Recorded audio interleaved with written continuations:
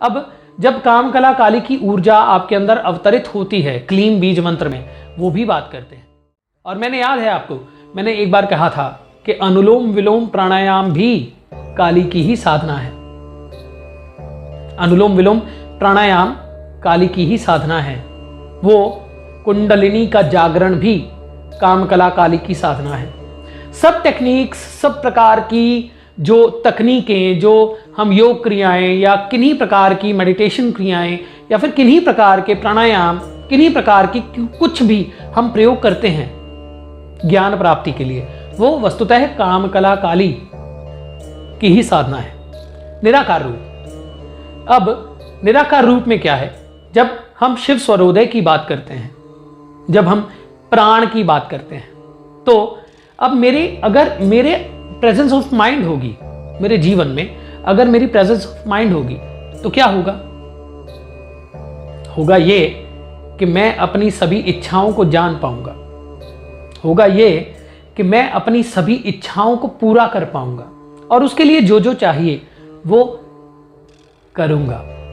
अब इच्छा का निर्धारण क्या है, कैसे? मान लो आप किसी प्रकार की किसी साधना में संलिप्त हैं, आप चाहते हैं आप प्राणायाम ही कर रहे हैं या फिर आप क्लीन बीज मंत्र का जाप ही कर रहे हैं, आपके अंदर एक लक्ष्य निर्माण हो गया। अब इस लक्ष्य को मुझे पूरा करना है और उसके लिए आपको जो भी कला चाहिए वो काम कला काली के अवतरण के बाद ही आती है। वो आपके सभी एनर्जी सेंटर्स के क्लेंज होने के बाद ही आती है। जब मैं प्राण, अपान, उदान, व्यान, समान इन सब की बात करता हूं तो ये भी काम कला काली से ही संबंधित है, काम कला काली की शक्ति से ही संबंधित है, काम कला काली के एग्जिस्टेंस से ही संबंधित है।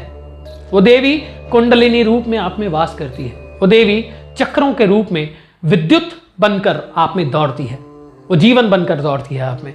वो आपकी इच्छाओं, जो प्रतिपल आप लगे रहते हैं कहीं ना कहीं, कहीं ना कहीं, कहीं ना कहीं कुछ प्राप्ति के लिए, वो उस विचार में वास करती है। और उस विचार के लिए जो भी आप करते हैं, क्यों? काम कला काली तंत्र में ना सत, ना तम, ना रज कोई भेद नहीं है, केवल इच्छा पूर्ति है। क्यों? क्योंकि इच्छा पूर्ति, जब आप किसी इच्छा को प्राप्त करना चाहते हैं तो आपको वो सब करना पड़ता है जो कि उस इच्छा को पूर्ण करने के लिए चाहिए। और यदि आप वो काम की कलाओं को प्राप्त करना चाहते हैं तो उन सभी चीजों से गुजरना पड़ता है जो कि उस उपलब्धि की स्टेजेस हैं। और उपलब्धि की स्टेजेस में तमस भी है। यदि हमें केवल शुद्ध विचार ही होंगे, ऐसा होता है कभी? आप किसी से पूछ के देखिए, कितनी बार शुद्ध विचार लेता है इंसान? जब अकेला होता है तो क्या करता है? जब अकेला खुद से बात करता है तो क्या करता है? जब आप कुछ बात कर रहे हैं, उसके अंदर कोई थॉट चल रहा है, तो वो थॉट क्या चल रहा है? आप जब किसी भी प्रकार की साधना में जाते हैं तो सबसे पहले कामुकता क्यों आती है? सबसे पहले आपके अंदर ऐसे विजन्स क्यों आते हैं? सबसे पहले आपको वही शक्ति तंग क्यों करती है? कभी सोचा है? क्योंकि वो शक्ति आपके डार्क रूम में निवास करती है।